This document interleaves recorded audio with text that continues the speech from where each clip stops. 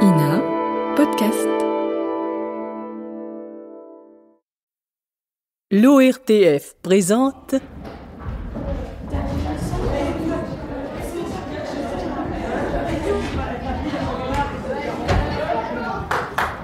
un peu de silence. Avec le concours de Jean Negroni, René Farabet, Jean Glénat, Suzanne Michel et Marie Médioni. Un conte de José Pivin, inspiré par 4 mots kabyles. Bon, fermez vos cahiers.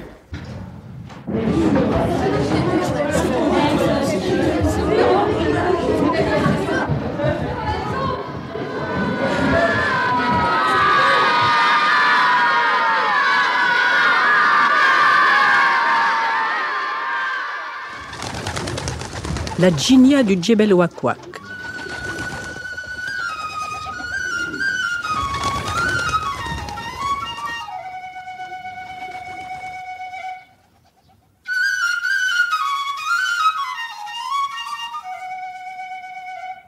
Sur un des sentiers qui suivent les crêtes des montagnes kabyles, dominant les vallées de soleil et les ravins où pousse le laurier rose, le jeune Ahmed avançait, pieds nus, entre les bruyères blanches, ne portant pour tout bagage que ses bras et ses mains suspendues au bâton placé sur ses épaules. Il marche. Partout autour de lui s'arrondissent les montagnes qui se ressemblent. Partout, des pans de rochers rouges, partout des vallées de broussailles, où les cailloux des oueds attendent l'eau boueuse qui arrivera en se tortillant sur les sentiers et les ravines des pentes, les jours de grande pluie. Alors, des petites vagues de boue se grouperont, se presseront, se dépasseront les unes les autres, comme les paysans en burnous sales qui se hâtent, à pied ou à dos de mulet, vers le marché matinal. Mais, aujourd'hui, rien ne bouge devant Ahmed. Pas d'eau courant dans les torrents, pas de fellas sur les sentiers. Le soleil est comme un potiron ocré qui attend l'acheteur devant la boutique d'Ali. Et le ciel est bleu comme les robes de soie bleue qui séduisent les petites filles aux grands yeux noirs devant la boutique d'Omar. Mais il n'y a ni Ali, ni Omar à l'horizon. Ahmed est seul. Il marche sur un sentier inconnu. Il ne s'est pas perdu, car il ne sait pas où il va. Il voyage simplement à travers les pays. Oh, j'en ai assez de ce sentier sec et pelé, exposé au soleil comme le dos d'un mulet immobile. Mais c'est moi qui remue les jambes. Tiens, cette cascade de gros cailloux doit mener à un douar. Je vais la suivre. Il y aura peut-être sur la route quelques figuiers d'où je pourrais décrocher un fruit sans me faire voir. Je commence à avoir faim et soif. Ces cailloux vous forcent à sauter de l'un à l'autre comme si l'on était devenu chèvre. Ah, ces chemins kabyles. Enfin, pourvu que celui-ci me mène à un douar entouré de jardins et d'ombres. Oh, en voici un. Oh, qu'il est beau ce jardin. Quels grands arbres. Quel feuillage. L'herbe y pousse verte et haute comme au fond des ravins. Jamais je n'aurais cru pouvoir trouver cela sur cette montagne. Et voici des grenadiers, des citronniers, des néfliers. Mais ils ne portent pas de fruits. Ah, un vrai bois de figuier. Oh, quelle figuier, Emma, on dirait des poires. Il y en a tant qu'on me laissera bien en prendre quelques-unes. Ah, mais il y a un fossé à franchir. Bon, allons, hop. Malheureux, que viens-tu faire ici? Un gardien. Il y a donc partout de ces gens-là. Que viens-tu faire ici? J'ai faim. J'aimerais manger quelques figues et me reposer un instant à l'ombre. J'ai fait un long voyage. Certainement un très long voyage, car tu es ici au bout du monde. Au bout du monde? Oui. Si tu voulais aller plus loin, tu seras déçu parce que je viens de t'apprendre. Nous sommes au bout du monde. Inch'Allah, et puisque je ne puis aller plus loin, je vais rester ici. Mais malheureux, c'est impossible. Et pourquoi? Mais ce jardin et la maison qui se trouvent cachés derrière les grenadiers que tu vois là-bas, après les artichauts et les poireaux, appartiennent aux djinnias, génies du bout du monde. Personne ne peut y entrer sans risquer d'y mourir. Certaines paroles vous enlèvent l'envie de manger et de boire, même quand on a très faim et très soif. Ce sont sans doute des paroles magiques. Donc, si j'entre dans ce jardin pour y cueillir une figue, je risque de voir ma tête rouler à mes pieds comme un oignon? Et je te l'ai dit, les Ginnias n'aiment pas être vus. Oh, tiens, les voici, allez, cache-toi vite. Mais et où? Tiens, là, derrière la fontaine.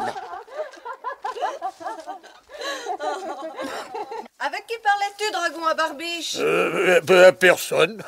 Je me racontais des histoires en me regardant dans l'eau. Ce n'est pas ton habitude, porc-épic à moustache, de te raconter des histoires. Tu es plutôt fait pour grogner. Tu vois, dragon à barbiche? Tu vois, porc-épic à moustache? Oui. Et maintenant, dis-nous à qui tu parlais. Dis-le vite. Nous avons hâte de savoir où il est. Nous voulons le voir. Est-ce un voyageur? Est-il jeune?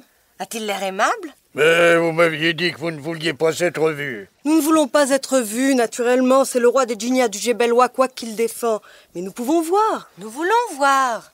Les voyageurs ne passent pas souvent sur ces sentiers du bout du monde. Ah, ça... Nous allons nous cacher derrière la fontaine et tu feras venir le jeune homme. Tu as entendu, dragon à barbiche?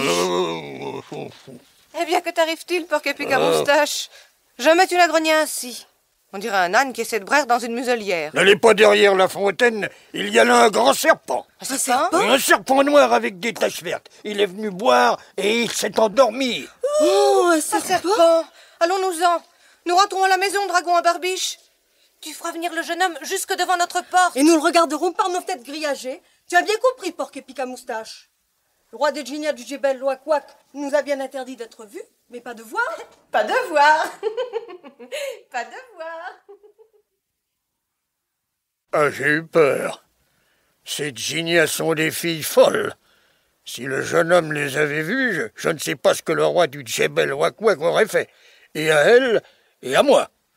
Il est vrai que je grogne tout le temps. Il faudra que je m'observe. Mais ce n'est pas de ma faute, à force de vivre avec des chiens de garde. Moi, le gardien de ce jardin, je me suis mis à grogner comme eux. Je peux venir, monsieur le gardien? Ah, je l'avais oublié, le voyageur. Allez, viens, mon garçon. Et pas si vite, pas si vite. Les Ginnias ne sont pas encore rentrées chez elles et avec ces filles, on ne sait jamais. Elles sont capables de revenir sur leurs pas. Je ne tiens pas à rester trop longtemps derrière la fontaine. Pourquoi? Tu voulais de la fraîcheur. Tu en as. Mais le serpent noir et vert. Mais il n'y a pas de serpent. Non, je parlais ainsi seulement pour que les Ginnias ne te découvrent pas. Vous riez comme un sanglier qui dévore des racines de topinambour. Comment, toi aussi tu te moques de moi? Oh non, monsieur, non. Je disais cela comme cela, parce que je dis tout ce qui me passe par la tête. Oui, on voit bien que tu n'es pas gardien de jardin et chargé de la surveillance des Ginnias. S'il fallait que je te dise tout ce qui se passe dans ma tête, je dirais... Vous diriez...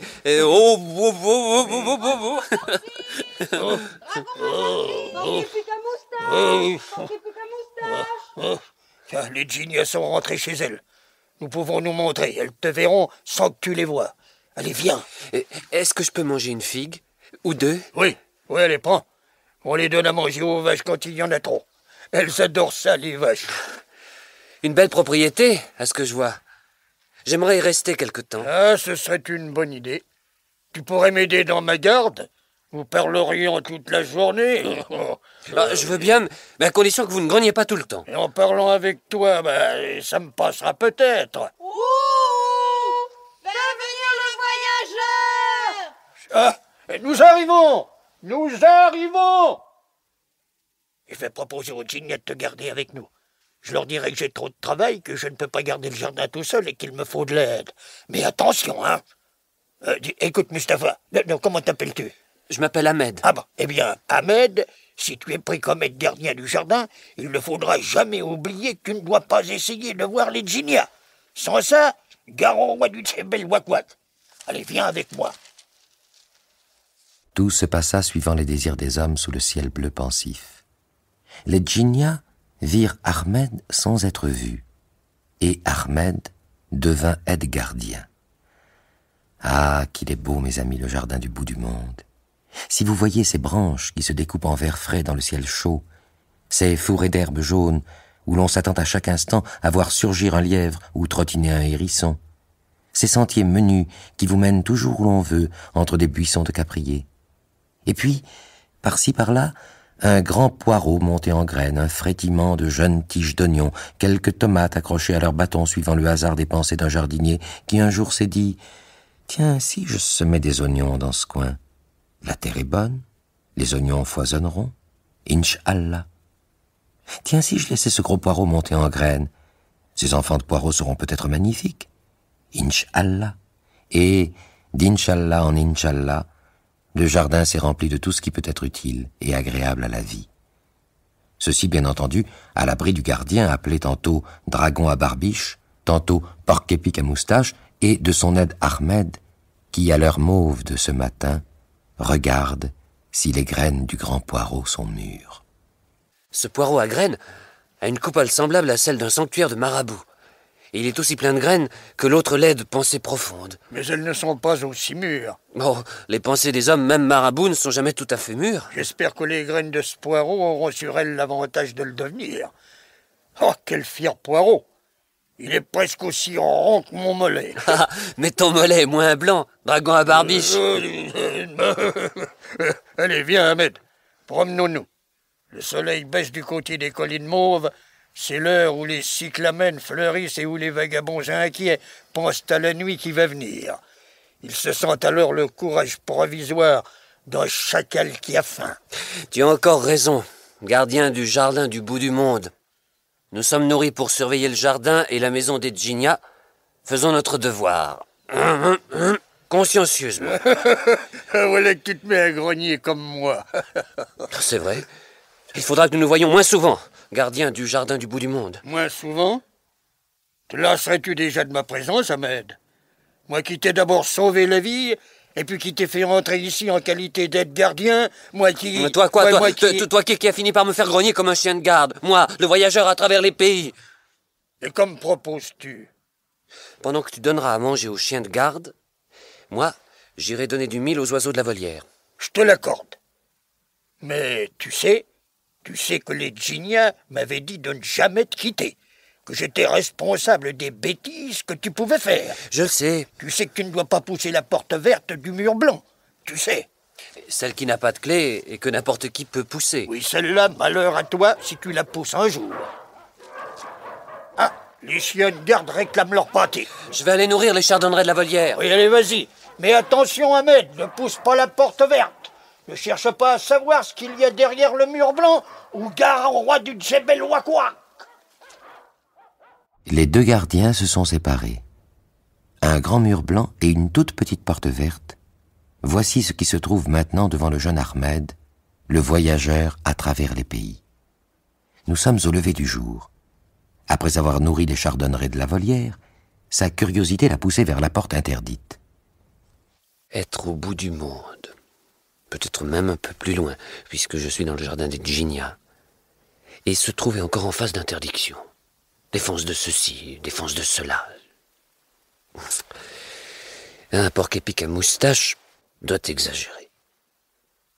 Que pourra bien me faire le roi des Djinniyas du Djebel Ouakoua si je pousse un tout petit peu cette porte verte? D'ailleurs, pourquoi n'a-t-il pas mis de clé à une porte qu'il ne veut pas qu'on ouvre? C'est vouloir donner du thé avec défense de faire pencher la théière. Alors, la porte est là, il suffit d'étendre la main pour qu'elle s'ouvre. Faisons-le. Ça me paraît beaucoup plus normal que de ne pas le faire. Oh, les Djinniyas qui se baignent. Quelle piscine. L'eau est bleue comme dans mes meilleurs rêves. Et le rire des Djinniyas est plus frais que le bruit de l'eau clapotant contre les mosaïques. Comme elles sont belles. Coquillages roses et algues blondes dans l'eau sans fin du monde. Tiens, pourquoi cette inquiétude? Oh, mais en voici une qui sort de l'eau. Elle revêt un plumage et s'envole par-dessus le mur. Ah, une autre s'envole aussi. Encore une. 4, 5, 6. Une seule nage encore dans la piscine. Tant pis, j'entre. Je vais prendre son plumage. Ainsi, elle ne pourra pas s'envoler. Et je pourrai la voir plus longtemps. Mon plumage! Mon plumage! Qui me prend mon plumage. Je ne l'ai pas abîmé. C'est toi, Ahmed, le gardien de notre jardin? C'est moi. Comment se fait-il que tu aies osé pousser la porte verte du mur blanc? Tu savais pourtant bien que c'était défendu. J'ai osé. Il aurait vraiment fallu ne pas être très courageux pour rester devant une porte sans serrure, sans chercher à voir ce qu'il y avait derrière. Dragon à barbiche n'a pourtant jamais cherché à le savoir. Le dragon à barbiche, c'est aussi Porc-Épic à moustache et 2 mois de prison. Et moi, je suis Ahmed, le voyageur à travers les pays. Il ne faut pas confondre. Je ne suis devenu gardien de votre jardin que provisoirement, parce que j'étais fatigué, mais je n'ai pas ce métier dans le sang. Je n'ai pas l'habitude de presser les citrons à travers une passoire. Je bois la vie comme elle se présente, jus et pépins en même temps.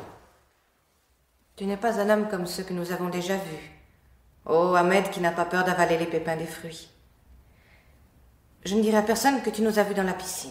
Mais rends-moi mon plumage. Et pourquoi? N'es-tu pas bien ainsi?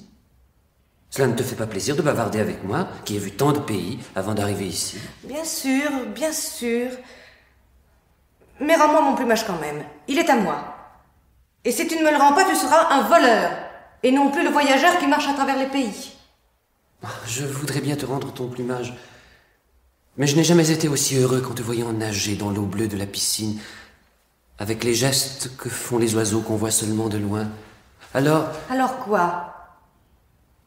Une fois que tu auras ton plumage, qu'en feras-tu? Tu t'envoleras, n'est-ce pas? Bien sûr. Et moi, je resterai ici, seul. Bien sûr. Tu resteras ici, avec Porc-Épic à moustache? Eh bien, non. Je ne te rendrai pas ton plumage. Je t'en supplie, Ahmed, rends-le-moi. Sans lui, je perdrai l'habitude de ces gestes qui te plaisent. Je ne serai plus qu'une fille, comme toutes les filles qu'on peut voir dans une piscine. Tant pis, est-ce que je vole, moi? Et toi, tu es Ahmed, le voyageur à travers les pays. Moi, je suis une djinia, enfermée dans le jardin du Djebel Ouakwak. Je ne peux voir le monde que du haut des airs. Viens le voir de plus près. Si tu le veux, je t'emmènerai sur les sentiers qui dominent la montagne. La rosée des herbes mouillera tes pieds, et les fleurs des bruyères blanches grelotteront leur odeur de miel à la hauteur de tes narines. Et le roi du Djebel Ouakwak? Tu verras, il ne peut rien contre ceux qui ont les pieds nus sur la terre.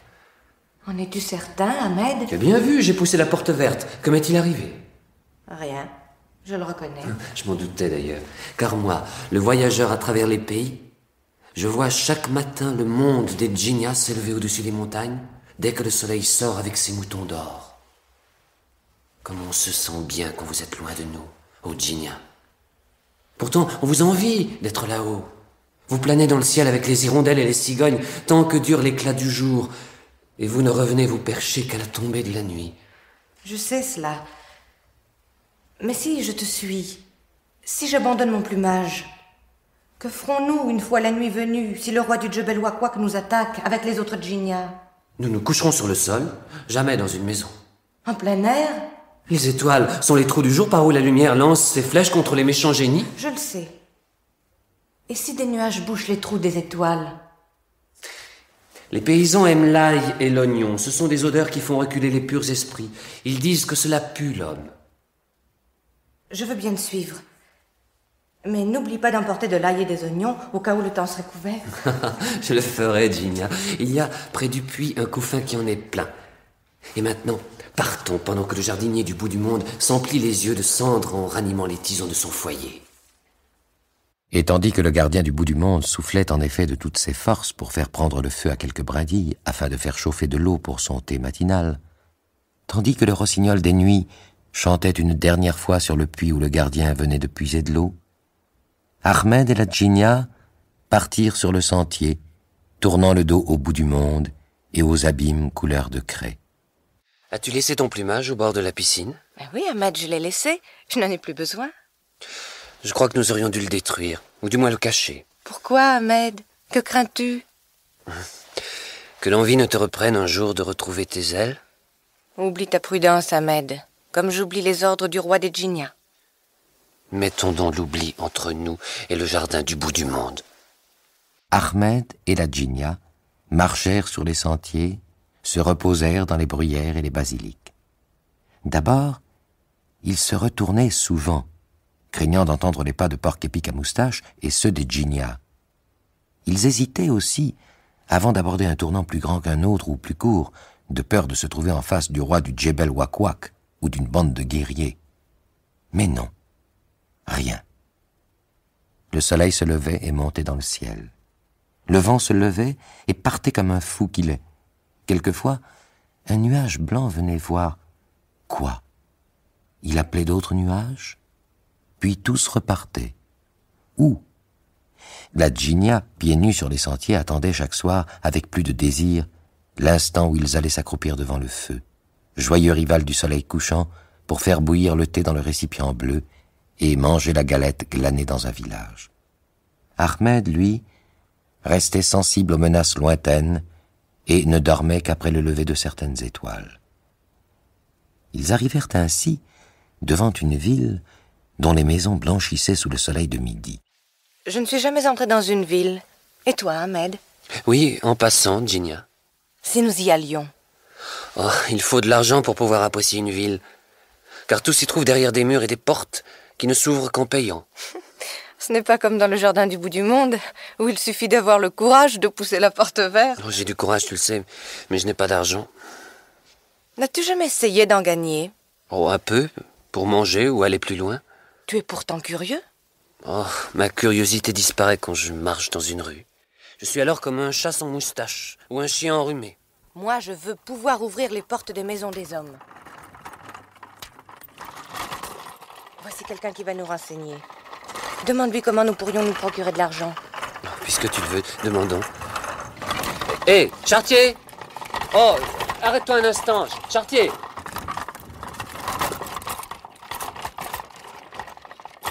Bonjour. Bonjour, Chartier.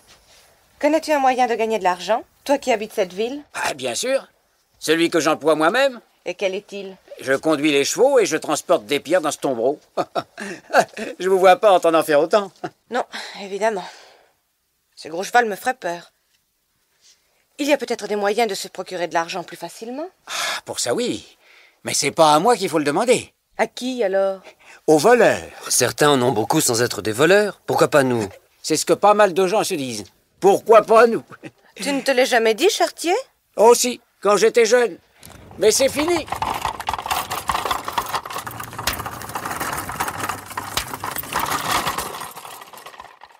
Ahmed et la Djinia sont entrés dans la ville, et aussitôt, ils ont été entourés de gens les bousculant dans des rues sans soleil. Ils ont essayé de gagner de l'argent, mais ce n'est pas facile.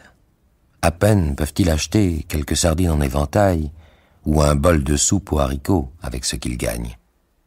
Ils s'en contenteraient dans la campagne. Ils en seraient même très fiers, car ils auraient le soleil et les montagnes pour les envier. Mais dans la ville, ils passent pour des pauvres, presque pour des mendiants. Pourtant, ils ne veulent pas s'en aller. Surtout la Djinia. Oh, il vaudrait mieux retrouver les chemins des pays. Quitter la ville. Quitter la ville? Je veux absolument voir ce qu'il y a derrière cette porte, et derrière celle-ci, et encore derrière celle-ci. Avec l'argent que j'ai gagné aujourd'hui, nous ne pouvons entrer que là. Cette gargote, où il n'y a même pas de porte, des bancs humides pour s'asseoir, et ce couscous graissé avec de la transpiration, plutôt qu'avec de l'huile d'olive ou du beurre de brebis. Oh, que veux-tu, Djinia? On ne doit pas estimer beaucoup les journées de ma vie. Je travaille du matin au soir sans avoir le temps de regarder plus loin que mes mains sur la pelle. Et c'est à peine si l'on me donne de quoi manger. Oh, viens, je voudrais m'asseoir. J'ai faim. Viens près de moi, sur ce banc. Je vais t'attendre dehors. J'ai besoin d'air. Où vas-tu aller? Sur la place du marché, en bordure de la ville. Celle qui est tout près d'ici. Ne tarde pas trop. Le temps d'avaler la soupe et les haricots, et je viens. Et tandis que le soleil baissait à l'horizon invisible de la ville, tandis que les ombres s'étendaient partout comme un entrecroisement d'ailes noires s'approchant de plus en plus du sol, la Djinia alla s'asseoir près d'un gros arbre spongieux qui se trouvait au milieu de la place poudreuse. Celle-ci était en ce moment déserte. À peine un petit âne et son propriétaire la traversaient-ils de temps en temps. Un chien rôdait, des maisons s'allongeaient, s'approchaient de plus en plus vers la Djinia assise mélancoliquement. Maintenant, mes sœurs reviennent sur terre, après avoir plané toute la journée dans le ciel. Et moi, je suis là, pieds nus, dans la poussière, avec cette gandoura sale et trouée. Ce pauvre Ahmed fait ce qu'il peut pour gagner l'argent qui fait ouvrir les portes de la ville, mais il n'y arrive pas. Ah, si j'avais encore mon plumage. Oh, qu'est-ce qui vient de tomber de l'arbre? Des plumes? Un costume en plumes? Mon plumage? Ce sont les djinnias du Djebel Ouaouac qui m'ont entendu. C'est l'heure où elles reviennent sur terre. Elles m'ont entendu. Elles m'ont entendu. Elles m'ont rendu mon plumage. Merci, Djinia. Merci. Djinia, où es-tu? Ahmed arrive. Il faut que je cache mon plumage, car ce soir je ne pourrai pas voler. Il faut que j'attende le lever du jour. Oh, dans quoi le mettre? Dans quoi le mettre? Djinia, tu es là? J'ai mangé si vite que je me suis cassé une dent contre un os. Viens, le vent se lève. Je viens. Dans quoi envelopper mon plumage? Ah, voici le vent qui chasse un grand morceau de papier. Je suis sauvée. Ahmed ne verra rien. Et qu'y a-t-il dans ce paquet? J'ai ramassé des feuilles de cet arbre. C'est bon pour faire de la tisane ou pour les vendre. Je les ai mises dans ce papier. Bon, prends ton paquet et allons-nous-en. Es-tu sûr de ne pas avoir faim? Un peu maintenant. Oh, tu aurais mieux fait de manger avec moi à la gargote. Nous achèterons un petit pain à l'année en passant, ça me suffira.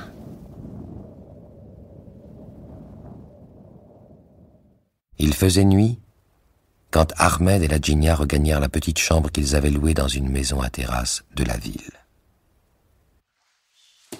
Et où vas-tu? Notre chambre est là. Je vais mettre mes feuilles à sécher sur la terrasse. Demain matin, les premiers rayons du soleil les caresseront, les rendront dorés. Et va vite. La nuit passa. Le lendemain matin, juste à l'aube, Ahmed se leva pour aller travailler. Dans sa chambre, plus de djinnia. Djinia? Djinia, où es-tu? Elle a dû monter à la terrasse pour regarder ses feuilles. Je vais aller la voir avant de partir. Djinia! Djinia! Oh! Quand le pauvre Ahmed arriva à la terrasse, que vit-il? La djinnia était là, devant lui, juste sur le bord du toit. Son plumage de génie resplendissait aux rayons du soleil matinal. Au revoir, Ahmed. Je vais rejoindre mes sœurs, les djinnias du Djebel Ouaouac.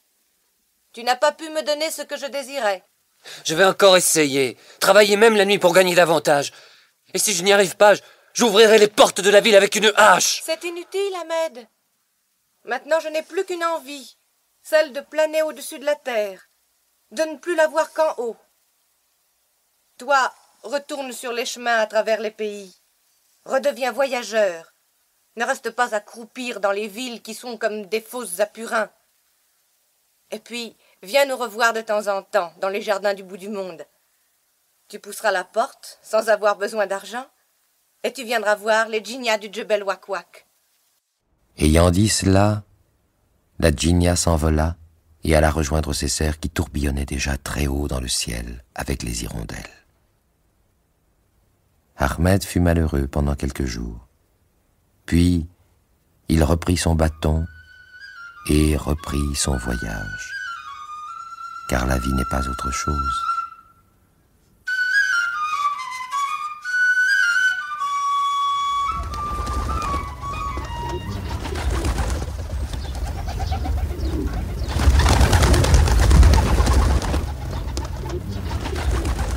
Vous venez d'entendre « Fermez vos cahiers » avec le concours de Jean Negroni, René Farabet, Jean Glénat, Suzanne Michel et Marie Médioni.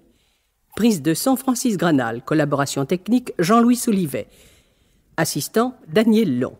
Réalisation José Pivin.